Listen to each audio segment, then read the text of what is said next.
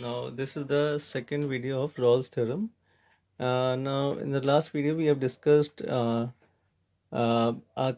function will be following a Rolle's theorem when, only when, it follows the three conditions, that is the function, the given function like this function is continuous,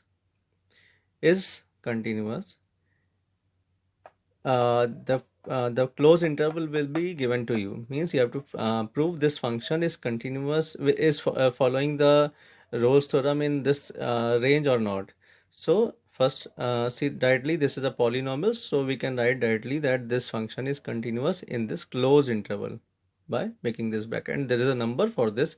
If you write the open bracket here, number will be deducted.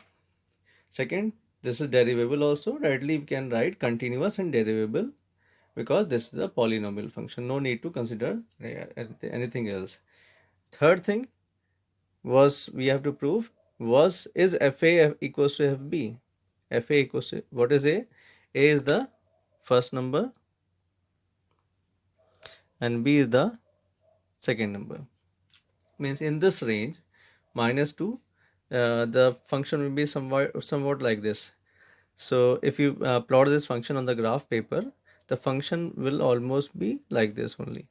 So we have to prove when the domain is -2 to +2, that means from this point to this point we have to prove whether this is continuous, this is derivable, yes, because this is a polynomial function. And the third thing, at this point and at this point, whether the values of y are equal or not. The values of y are equal or not. So let us check from the equation. When a is equals to -2, put the value -2 in the given equation. -2 square plus 2 is 6.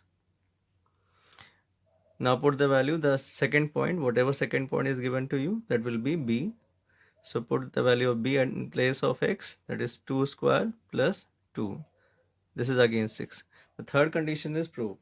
We have to prove the three conditions: continuous, derivable, and whether f equals to fb. Now it is clear that this follows Rolle's theorem. Now we have to find that point.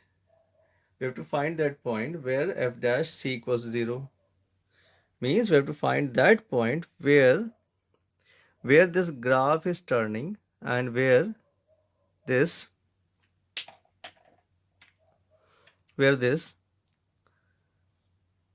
the tangent passing through that point is parallel to the x-axis, and whenever the point is parallel to the x-axis, in that condition the slope of the tangent will be 0.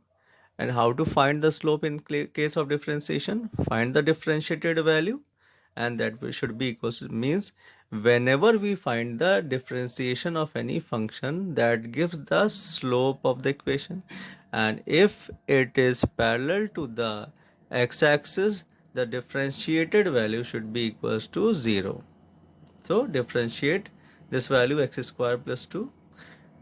Differentiate this value x square plus 2. This is x square is 2x and 2 is 0. So this is the differentiated value, and for this point, the tangent to this point parallel to the x-axis, this differentiated value should be equals to 0. So x is equals to 0 means when x is equals to 0, that means this point will lie on the y-axis.